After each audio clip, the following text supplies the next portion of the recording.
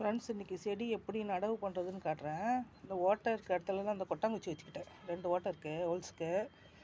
இதுக்கப்புறம் நம்ம வந்து ஆற்று மணல் போட்டுக்கலாம். ஆற்று மணல் போடும்போது உங்களுக்கு தண்ணி நிற்காமல் போயிடும். அதுக்காக தான். தண்ணி தேங்கி இருந்தால் செடி அழுகி போயிடும். ஆற்று மணல் ஒரு மூட்டை கொண்டு வந்து வச்சுருக்கேன்.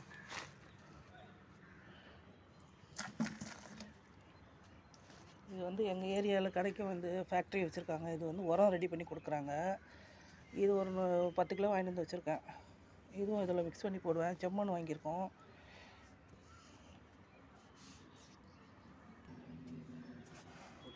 ஆற்று மணல் போட்டாச்சு. இப்போ கரும்பு சக்கை கொஞ்சம் எடுத்துகிட்டு வரணும். இது கொஞ்சம் நல்லா செடி வளருது, கொஞ்சம் நல்லா பண்ணுவோம். அதனால் கரும்பு சக்கை கொஞ்சம் எடுத்து வந்துருக்கோம். கொஞ்சம் தேங்காய் நார் கொஞ்சம் பிச்சு போட்டுக்கலாம். பிச்சு போட்டுருவோம்.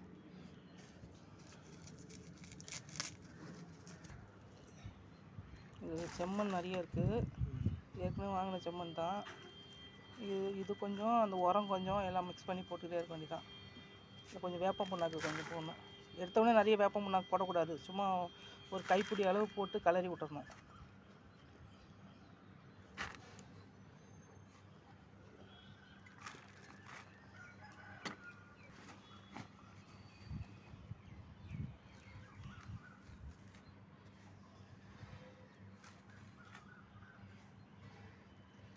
போதும்.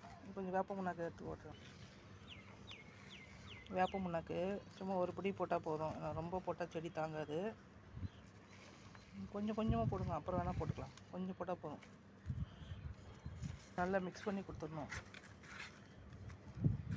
திருப்பி மேலே கொஞ்சம் மண் போட்டு நம்ம செடியை வச்சிடலாம்.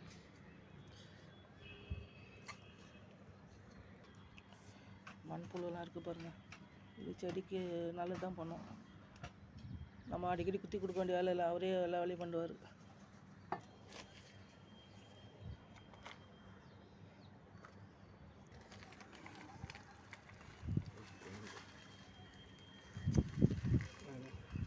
வைக்கிறது காட்டுங்க. மண்ணை கொஞ்சம் நல்லா அமுக்கி விட்டு கொஞ்சம் இலகி கொடுத்துட்டு வைக்கணும். ஏன்னா இப்போ கல் மாதிரி இருக்கும் அந்த மண்.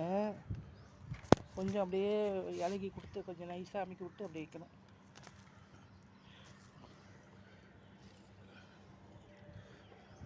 சென்டர் பகுதியில் வச்சுட்டு அப்படியே நம்ம மண் மேல் கொட்டு நிறைய மண் செம்மண் போட்டு விட்டணும். ரோஜா செடி செம்மண்ணில் தான் வரும். லைட்டாக கொஞ்சம் நிழல் பாங்க வைக்கணும். ரொம்ப வெயிலில் வைக்கக்கூடாது.